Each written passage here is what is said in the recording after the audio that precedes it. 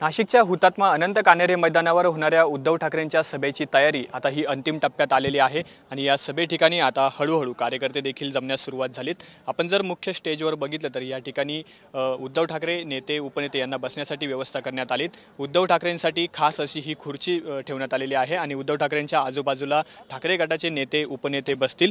तसंच जर आपण जर बघितलं तर स्टेजच्या उजव्या बाजूला आई जगदंबेची मूर्ती ठेवण्यात आलेली आहे। या आई जगदंबेच्या मूर्तीच्या इथे सभा सुरू होण्याच्या अगोदर जागरण गोंधळाचा कार्यक्रम सुरू होईल।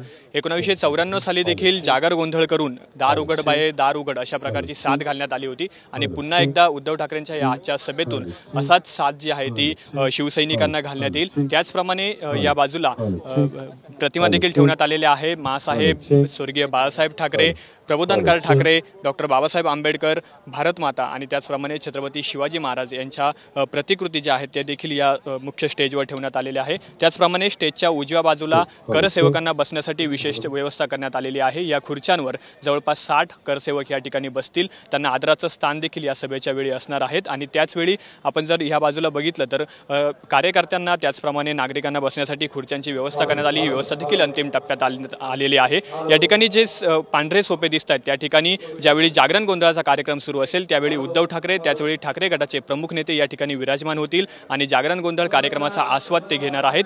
त्याचप्रमाणे या ठिकाणी सभेच्या ठिकाणी झेंडे देखील लावण्यात आलेले आहे, बॅनर्स देखील लावण्यात आले आणि एकूणच मैदानावर ठाकरे गटाच्या झेंड्यांमुळे भगवत चित्र या ठिकाणी निर्माण झालेलं आहे। हळूहळू कार्यकर्ते देखील आता या सभेच्या ठिकाणी जमण्यास सुरुवात झालेली आहे। साधारण 7 वाजेच्या दरम्यान उद्धव ठाकरे सभास्थळी दाखल होतील आणि त्यानंतर उद्धव ठाकरेंचं भाषण देखील या ठिकाणी होणार आहे। आजच्या या जाहीर सभेतून उद्धव ठाकरे शिवसैनिकांना नक्की काय मंत्र देतात, त्यांना काय सूचना करतात आणि काय विचार देतात हे बघणं देखील तितकंच महत्त्वाचं आहे। उद्धव ठाकरे यांच्या या आजच्या भाषणाकडे संपूर्ण राज्याचं देखील लक्ष असेल।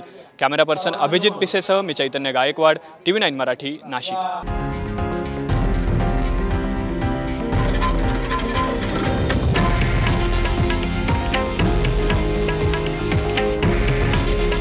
हे आहे देशातील नंबर 1 न्यूज नेटवर्क आणि आपण पाहत आहात TV9 मराठी।